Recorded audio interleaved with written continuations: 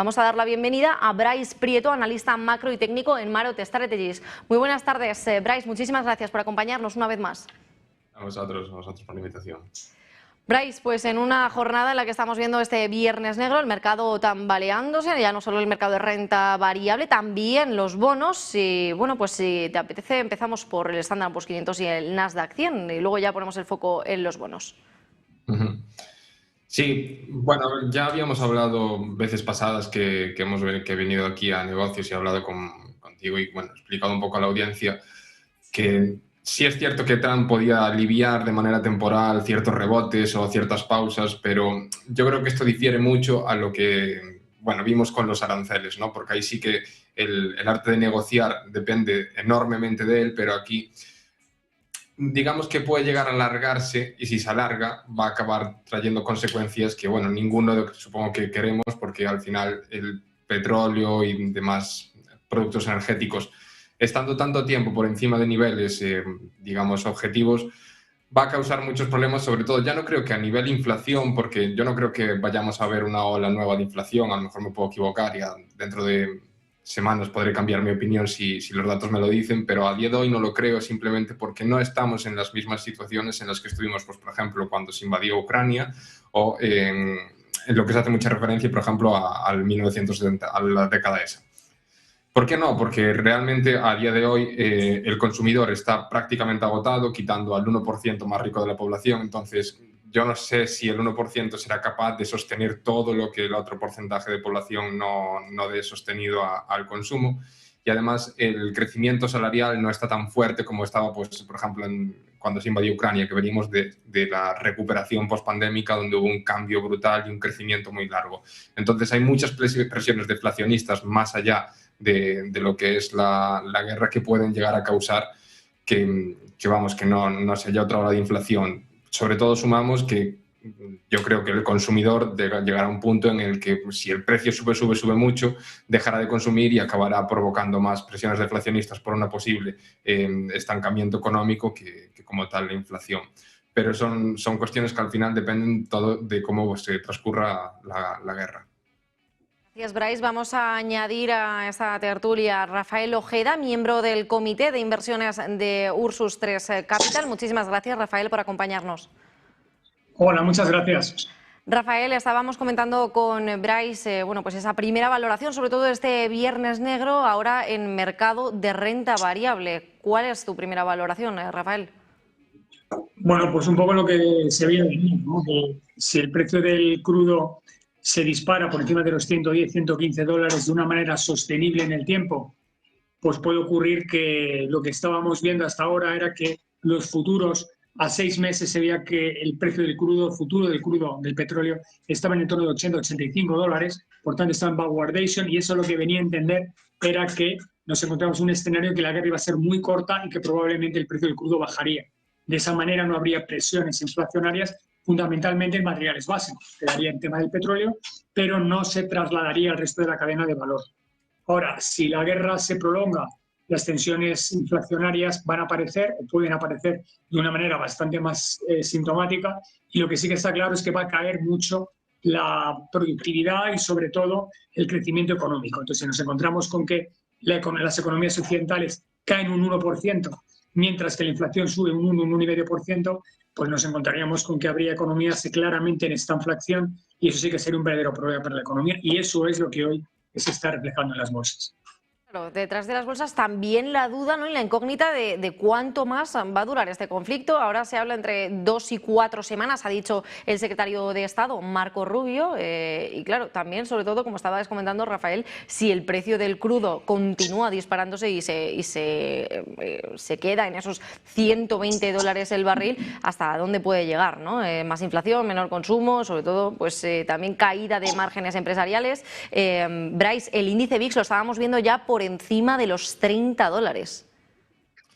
Sí, la volatilidad es exagerada y también yo creo que no ayuda que al final, a día de hoy, estamos a golpe de tuit de que el mercado recupere, deje de recuperar y eso es que no da esa sensación de que la volatilidad va a acabar yendo a más. Realmente también hoy hemos perdido niveles técnicos muy importantes, como podría ser, por ejemplo, la put wall del SP500, lo cual estaba actuando de soporte con bastante fuerza en las últimas sesiones, y al perderlo hoy hemos visto el sell-off más claro o más directo que hemos podido ver en todo el mes. Pues añadimos también a la tertulia a David Fernández, socio en CML Bolsa. Muchísimas gracias, David, por acompañarnos una vez más. Muchas gracias, Valeria, por estar en tu programa. Buenas tardes. Buenas tardes. Esta vez en un viernes negro, David, principales causas de que estemos viendo pues al mercado de renta variable con pérdidas de más del 2% en el Nasdaq 100, de más del 1% del Standard & Poor's 500 y el Dow Jones de Industriales, y con el índice VIX por las nubes, en los 30. Bueno, yo creo que mis compañeros ya lo estaban diciendo. A mi juicio hay dos motivos fundamentales. Obviamente la sensación de que el conflicto no se va a resolver tan rápido como parecía.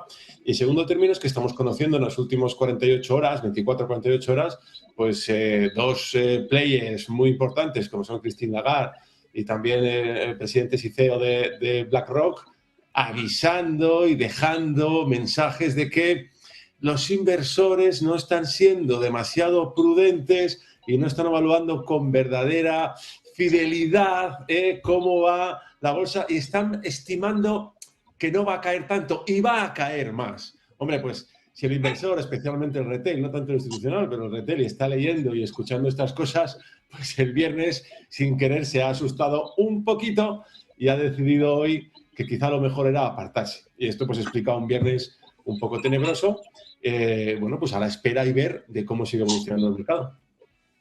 Ya no solo las acciones las que se están desplomando, sino que también los bonos acompañan al unísono, después de que bueno, pues, la crisis y el conflicto en Irán esté dejando sin escapatoria, ¿no?, a los inversores. Bryce, ¿cómo ves el mercado de renta fija? A ver, lo veo bastante lógico para la situación en la que estamos. Comentamos también hace unas par de semanas más o menos que mucho del problema que estaba teniendo ahora mismo la renta variable es el repricing que se estaba haciendo en los tipos de interés, sobre todo en la parte corta de la curva y en los intereses como puede ser el software y demás. Estamos viendo que están descontando subidas de tipos, sobre todo subidas muy agresivas en zonas también en Estados Unidos, pero en subidas mucho más agresivas en las otras zonas que obviamente son bastante más dependientes de la energía, como puede ser pues, Europa, Reino Unido o puede ser también Japón. Y al final lo que estamos viendo en la parte de los bonos es un bear flattener que al final está tirando todo el precio de los bonos porque está descontando que, bueno, como han dicho mis compañeros, las presiones inflacionistas van a aparecer y sobre todo pues subidas de tipos por consecuencia de esto. Rafael. Yo lo que considero es que el mercado estaba descontando una o dos bajadas de tipos, sobre todo una en cuanto Jerome Powell dejara su cargo en la Reserva Federal, la presión máxima por parte de Donald Trump para producir esa bajada de tipos, y se descontaban dos bajadas de tipos, incluso algunas casas, eso sí, de una manera bastante agresiva, hablaban incluso de 3 bajadas de tipos en este ejercicio. Ahora, la segunda bajada de tipos está descontadísima que no se va a producir. Veremos a ver si se produce una bajada de tipos, y el miedo en el mercado realmente es que nos podemos encontrar un escenario en el que incluso tengan que subir tipos de interés, no tanto en Estados Unidos como sí en Europa. Y claro, en ese escenario tan dantesco que nos podríamos encontrar, no por hecho de ser dantesco, subir tipos de interés, pues son cosas que suceden, ¿no? Pero sobre todo un escenario en el que todo apuntaba a que estábamos en un escenario de bajadas de tipos de interés. Cuando nos cambian el paso y hablamos de subidas de tipos de interés, lógicamente se produce un revuelo y un cambio absoluto en la mentalidad de los inversores, en ahora mismo cómo rebalanceo mis carteras, dónde busco seguridad, dónde puedo entrar, porque en estos momentos Estados Unidos tiene que refinanciar el 25% de su presupuesto. Es una auténtica barbaridad. De ahí que Estados Unidos quería tanto bajar tipos de interés. La parte larga de la curva es bastante difícil de manejar. Los tipos al 10 y a 30 años de Estados Unidos están subiendo, están permanentemente muy altos, y Donald Trump quería vigilar la parte corta de la curva. Si no lo consigue, nos vamos a encontrar en una situación verdaderamente problemática, porque hablamos de estados de la OCDE que en general todos los países tenemos déficits estructurales por encima del 3%, y financiar esos déficits con los tipos donde nos podemos encontrar puede ser un problema bastante serio para cuadrar las cuentas. Claro, además un escenario para nada parecido al que quería Kevin Walsh, el que se supone que va a sustituir a Jerome Powell, ¿no?, en esta primavera de mayo, que era todo lo contrario, bajar los tipos de interés, ¿no? ¿Qué ocurriría? Sobre todo, ¿está el mercado preparado para una posible subida de tipos de interés, David? Bueno, yo es que en este caso quiero hacer 3 puntualizaciones. Una, estoy de acuerdo con algo que ha dicho Bryce y que efectivamente el mercado se está en este momento manejando a golpe de tweet. Esto demuestra una vez más que hay una enorme cantidad de inversores que sigue invirtiendo sin tener los conocimientos adecuados y se deja llevar por lo que dice Donald Trump por la mañana, por cómo se acuesta y demás. Esto evidentemente hace que el mercado evolucione a golpe de timón o de tweet en este caso. El segundo matiz que quiero hacer es que yo no soy tan catastrófico con la parte económica. Los datos dicen que estamos en el momento, especialmente en Estados Unidos, de mayor liquidez por cuenta corriente histórica. Por tanto, el consumo a todos los niveles está más o menos salvaguardado. El hecho de que subieran los precios, como sí pudo pasar en el año 2007, en el cual lo que no había era liquidez y las personas directamente es que no podían ir a comprar, esto te genera una crisis. Lo que va a ocurrir ahora no es eso. Ya nos metieron el miedo con la guerra de Ucrania, con inflación del 10%, y no hacíamos más que leer titulares diciendo la recesión es imposible evitar. Oiga, yo no vi ninguna recesión. Alguna matización en Alemania, 4 cositas en Francia, poco más. Yo creo que esto podría ir por ahí. Y en tercer término, yo no creo que los bancos centrales, bueno, estoy 100% seguro de que no tienen que subir los tipos de interés aunque se dispare la inflación. Ya sabemos que la inflación puede subir por dos lados, por el lado de la demanda o por el lado de la oferta. En este caso es una inflación que sube claramente por el lado de la oferta porque las fuentes de energía, las materias primas se encarecen, no porque el consumo esté exagerado. Por tanto, subir los tipos de interés lo único que va a hacer es encarecer todavía más la financiación de las empresas y presionar la inflación al alza. Yo no creo, bueno, primero, no deben hacerlo y segundo, no creo que ni el Banco Central Europeo ni la FED se pongan ahora a subir tipos de interés en un momento que no procede. Por tanto, mi sensación no es esa y yo tengo la visión de que no vamos a estar en una situación tan crítica como estamos viviendo. ¿Opinas lo mismo? ¿Descartas esta inflación en Estados Unidos, una situación más crítica? Rafael. No te he oído, pero...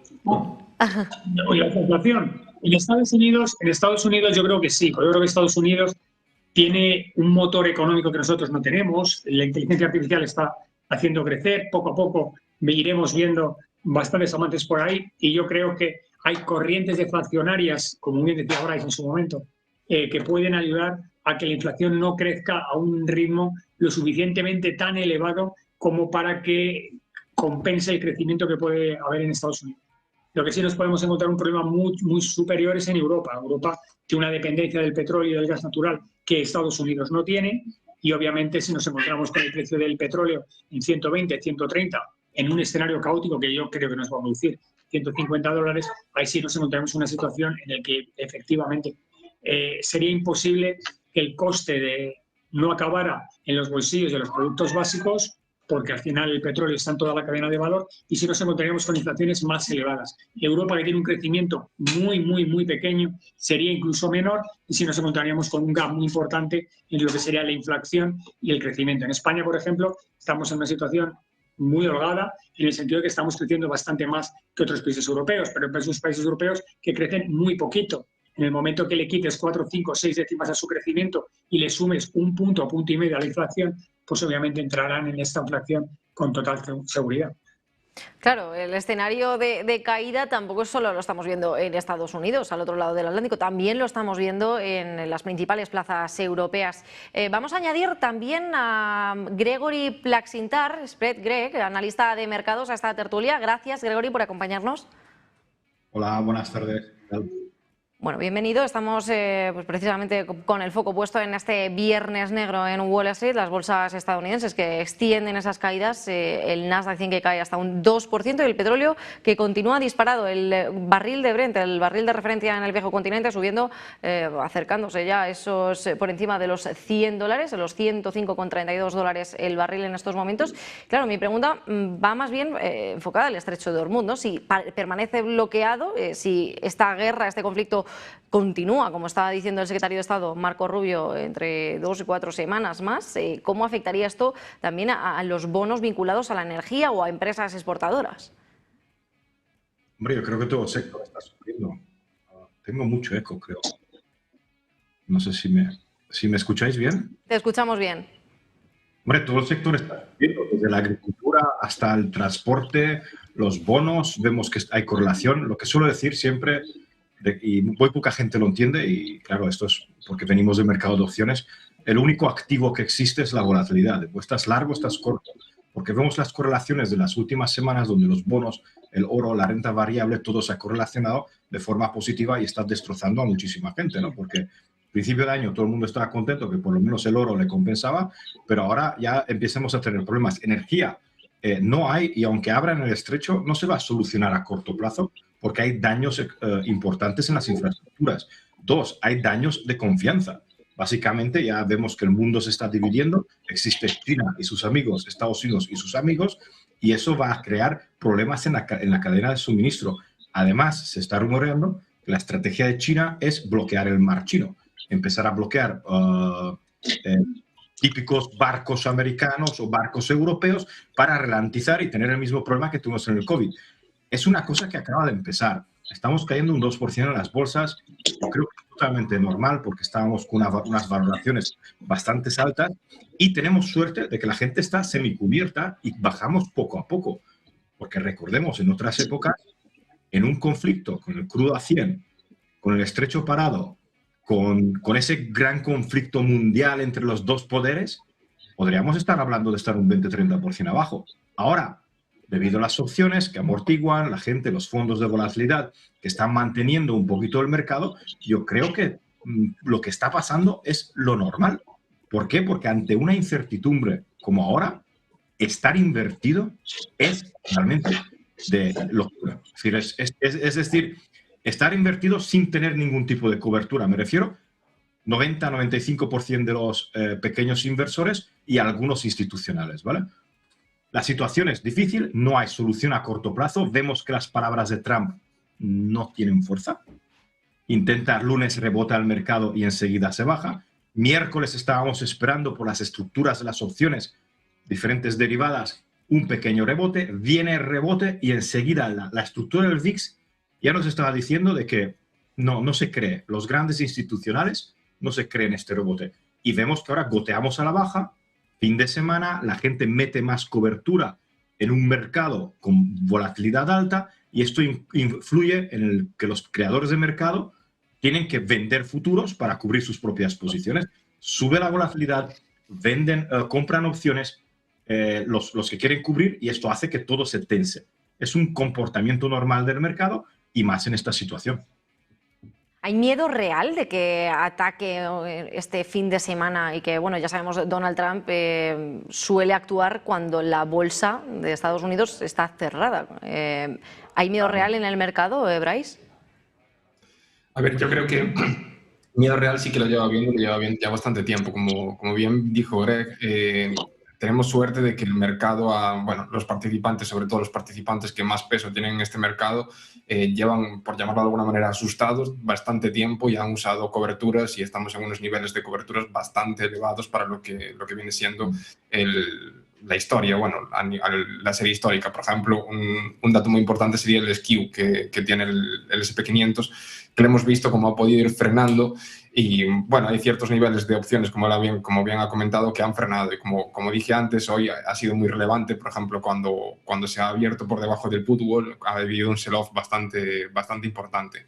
¿Qué pasa? Que yo creo que a nivel de cómo estamos ahora, si seguimos con sell-offs muy grandes, va a haber un crecimiento mucho mayor en las caídas, porque al final sí que muchas coberturas se han podido cobrar ya, pero como bien dijo mi compañero Greg, yo creo que esto también va para largo y realmente yo personalmente todos los tweets o toda la narrativa que se difunda por redes hasta que el estrecho se abra no me va a valer exactamente para nada, la verdad. David. El miedo es la enfermedad más contagiosa que existe en el mundo. Esto es algo que vengo diciendo en tu programa varias veces, Valeria, y cuando el miedo se contagia, pues ocurren cosas como las que estamos viendo. Obviamente hay motivos para tener miedo, muchísimos, lo han dicho mis compañeros, estoy 100% de acuerdo con ellos, pero lo que indudablemente hace que un inversor, especialmente pues el pequeño inversor, el pequeño ahorrador, que en ocasiones, insisto, pues invierte sin los conocimientos adecuados y piensa que esto es como ir al casino, pues hoy lo que se está encontrando o lo que se viene encontrando en las últimas semanas es que, bueno, pues el miedo se apodera de los inversores, salen y las bolsas caen. A mi juicio, insisto, tenemos el colchón que da el momento de encontrarnos con la mayor liquidez por cuenta corriente de la historia. Y esto hará, insisto, siendo optimista, que el mercado o que el consumo, los datos de las empresas no se ralenticen tanto como la subida del petróleo obligaría en otras circunstancias. Es decir, es obvio que si esto sigue así, los precios van a subir y si los precios suben, la gente no compra y si la gente no compra, llegan los problemas. Pero cuando tienes liquidez de sobra, como parece que hay en el bolsillo, pues bueno, esto no se acentuará tanto. Si a esto le unimos que yo creo que el mercado ya está absolutamente curado de todos los espantos, porque es que entre la pandemia, la guerra de Ucrania, la inflación al 10%, pues es que ya se asusta pero poco. Es decir, la gente está asustada, pero estoy de acuerdo con Greg, mucho menos de lo que esto si hubiera pasado en el 2019, es una caída de un 25% en una semana. Mínimo. Esto es así, pero claro, como hemos tenido la pandemia, hemos tenido la guerra de Ucrania, hemos tenido la inflación del 10%, hemos tenido tantas cosas, bueno, pues el inversor que tiene dinero a manta, porque esto está regado de liquidez a lo salvaje, pues sigue pensando que, bueno, pues esto ya pasará, viva la fiesta y tal. Bueno, eso está librando al inversor que, como he dicho, no tiene los conocimientos adecuados. Yo sigo siendo todavía de la vela optimista y quiero pensar que aprovechando estas caídas incluso algunos momentos, algunas empresas están en un momento idóneo para ir colocando capital y bueno, se puede salir muy bien de esta situación. Yo apuntaría una cosa curiosa y es lo siguiente, que en las crisis anteriores el mercado era diferente. ¿A qué me refiero? Tengamos en cuenta que hoy más o menos el 60% del mercado es inversión pasiva. ¿Qué significa inversión pasiva? Lo que tú has dicho, pequeño ahorrador que no piensa, o le han dicho que no piense, que invierta de forma mensual, trimestral o como él pueda en base a los ahorros que va teniendo, ¿ok? Y que no mire porque tiene que mirar el largo plazo. Estos flujos están creando que el mercado, ¿vale? Esté, digamos, sin noticia. Es decir, ellos ahora no venden. ¿Por qué no venden? Porque le han dicho que no tiene que vender, porque la narrativa que se está vendiendo en inversión a largo plazo ha llegado hasta los huesos de los inversores de no, si yo pierdo un 30% está de puta madre, pero está muy bien, yo esto lo puedo mantener y no hay ningún problema. Ellos no venden. La otra gran parte del mercado viene de los niveles de opciones, ¿vale? Hablamos de casi el 20-30% o inclusive más. En algunos valores son coberturas para dar mercado a toda la liquidez enorme que necesita el mercado de opciones. Entonces nos encontramos en una situación donde el mercado baja, hay miedo, pero la gran mayoría de los tenedores, ETFs, fondos grandes, etcétera, y los inversores no venden. Y esto hace que la estructura del año 87, del 2000, del 2008, de otras crisis que hemos visto, sea diferente. Y hasta que, tú lo has dicho muy bien, Gustavo, que hasta que hay ahorros, hasta que la gente está trabajando y tiene flujos de capitales, hay una reducción de los valores, pero no como antes que la gente vende con miedo. ¿Por qué? Porque no tiene la necesidad de vender con miedo. Y eso es lo que vemos en cuanto a los flujos de los mercados que nos llegan de todo el mercado y de las opciones. Gregory, estabas comentando además antes que esto acaba de empezar, ¿no? Que el conflicto realmente Sí. acaba y las caídas y este sentimiento por parte del inversor acaba de comenzar, ¿no? Y es que el canciller alemán Friedrich Merz justo declaraba este viernes en un panel en Frankfurt que duda de que Estados Unidos e Israel tengan una estrategia eficaz en la guerra, que no muestra signos de amainar mientras pues el presidente de Estados Unidos, Donald Trump, pues busca esa escalada masiva. ¿Creéis que bueno, pues todas estas dudas por parte de grandes líderes políticos sobre si existe una estrategia o sobre si dicha estrategia puede llevarse a cabo, puede también afectar a la manera en la que se comporta el inversor? Rafael. Rafael, ¿no te escuchamos? Ahora. Israel ha torcido los países para entrar en la guerra. Era Israel la que de verdad tenía interés porque ha visto una posibilidad histórica de dominar la región del medio oeste de Asia. y Estados Unidos ha entrado al trapo fundamentalmente porque el 80% de la exportación del petróleo iraní es a China y ha visto una oportunidad también de hacerle daño a China. ¿Qué es lo que sucede? Entran en un conflicto que esperan que sea como Venezuela.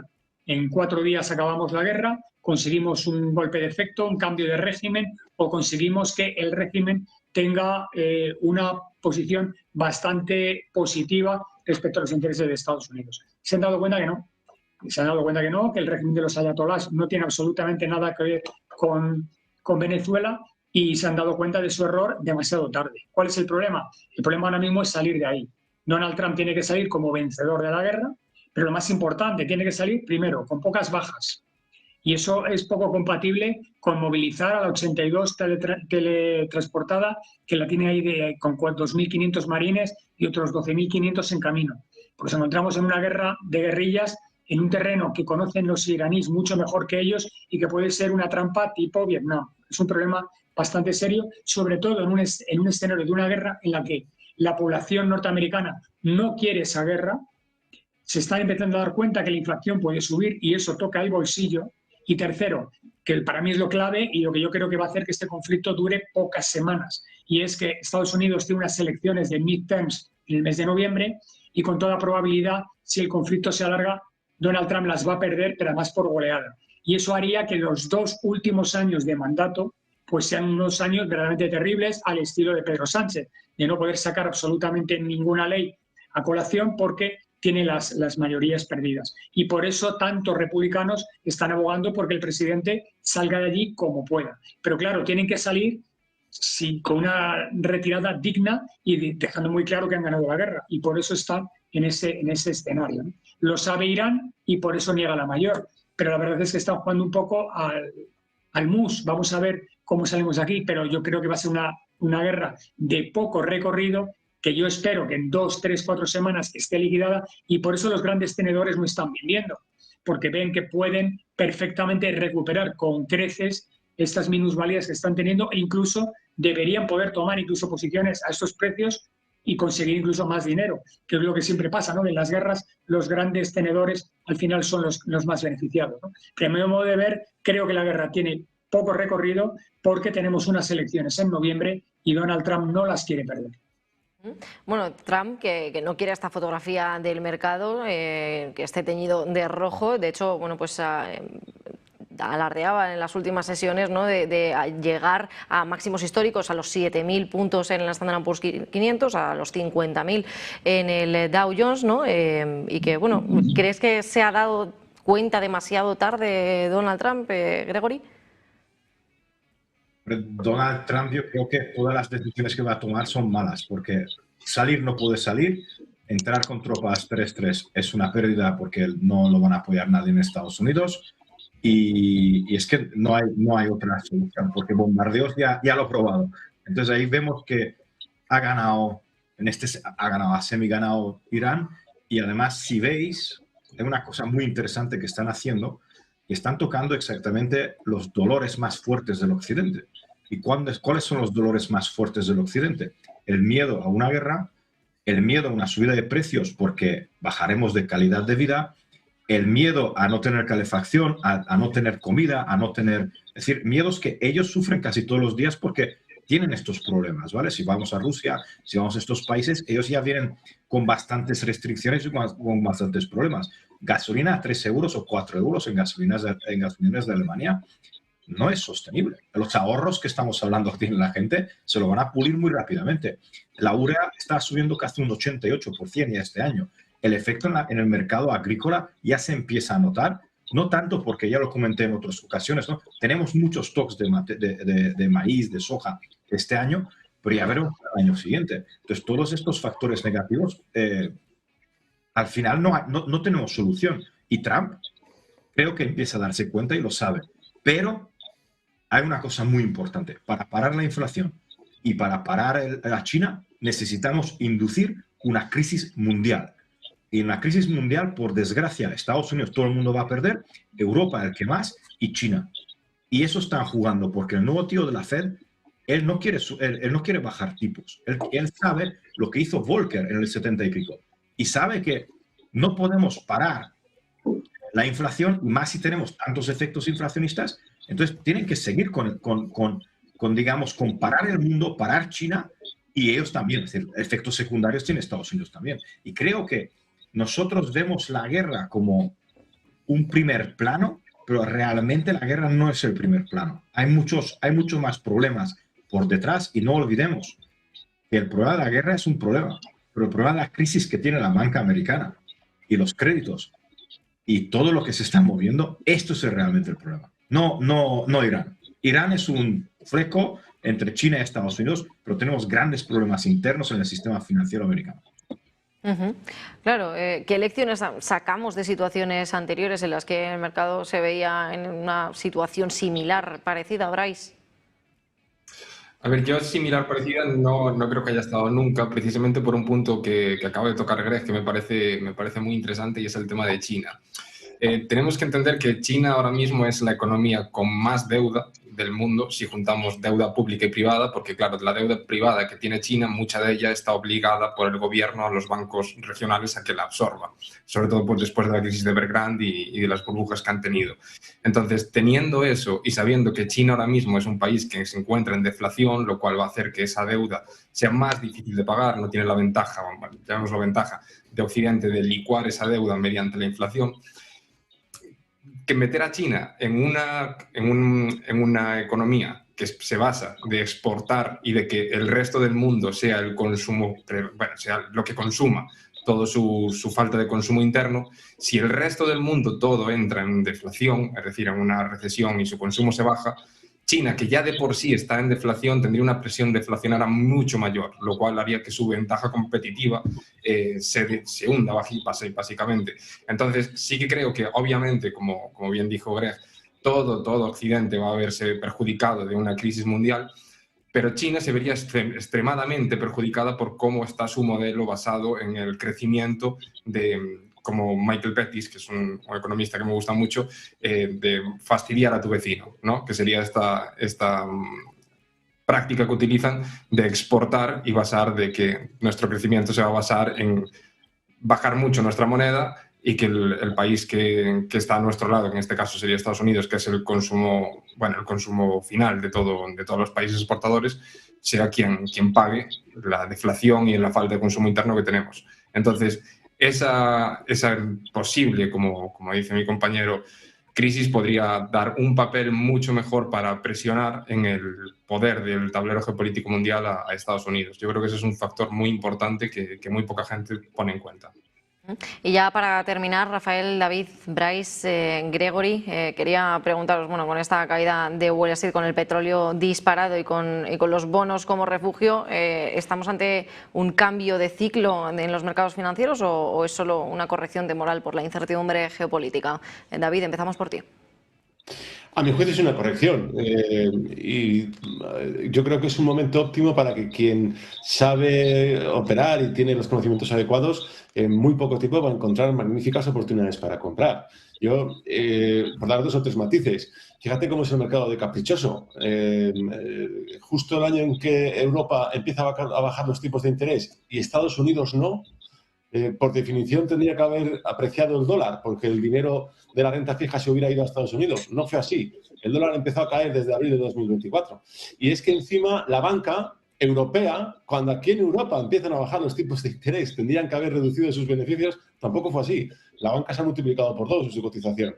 Y ahora que acaba de estallar el conflicto en Irán, todo el mundo tendría que haber ido al oro. Y no ha sido así. El oro ha caído un 20%. Entonces, esta cuestión es la que una vez más animo a las personas a que tengan los conocimientos adecuados y aprovechen momentos como este para tomar posiciones. Rafael, rápidamente. Yo creo que estamos en el mismo ciclo, no hay ningún cambio de ciclo. De hecho, las compañías están presentando unos resultados empresariales verdaderamente espectaculares, con una rentabilidad brutal. De hecho, muchas están realizando recompra de acciones, elevando el dividendo. Hace poco lo he hecho, sin ir más lejos, Inditex. Entonces, yo creo que no, esto es una cosa coyuntural que ha sucedido, es un cisne negro y así lo tenemos que ver. Lo que, como bien comentaba el compañero, lo que ahora mismo aparecen son oportunidades de compra realmente interesantes. Meta, una compañía que estaba en 700, 750 dólares, ha caído por debajo de los 600 dólares. Cuando el mercado apunta que debería llegar al mínimo. por tanto se está poniendo en precio para poder entrar a unos precios de derribo y obtener una perfecta rentabilidad en esos valores. Nos vamos de tiempo. Greg, Bryce, rápidamente. Bryce. Sí, a ver, yo creo que al final esto que cambie el ciclo no va a depender un poco de cómo las presiones acaben afectando al balance de las distintas instituciones que hay en el sistema financiero. Como dijo antes Greg, hay ciertos problemas que, bueno, que si salen a la luz porque se presiona demasiado a los que crean y otorgan liquidez al resto del sistema, sí que podríamos llegar a un cambio de ciclo. Pero bueno, no creo que de momento estemos ahí y al final eso pues, dependerá de las presiones que se vayan guardando en los próximos meses. Gregory. Yo, cambio de ciclo es pronto decirlo. Hay un cambio estructural geopolítico, pero creo que veremos grandes cambios sobre el año 27-28. Llegará creo que una nueva estructura de mercado que hará grandes cambios. Pero a corto plazo estoy de acuerdo de que es pronto decir que esto es un cambio de ciclo y nos vamos a hundir. No tenemos por qué por ahora y ya veremos. Pero más adelante estar con mucho cuidado. Para 2027, 2028 es más adelante, porque ahí sí que vemos claramente un cambio de ciclo. Bueno, pues muchísimas gracias a los cuatro por acompañarnos. Rafael Ojeda, miembro del Comité de Inversiones de Ursus 3 Capital. David Fernández, socio en CML Bolsa. Bryce Prieto, analista macro y técnico en Marot Strategies. Y Gregory Plaxintar, Spread Greg, analista de mercados. Muchísimas gracias a los cuatro. Gracias. Muchísimas gracias. Un placer, buenas tardes.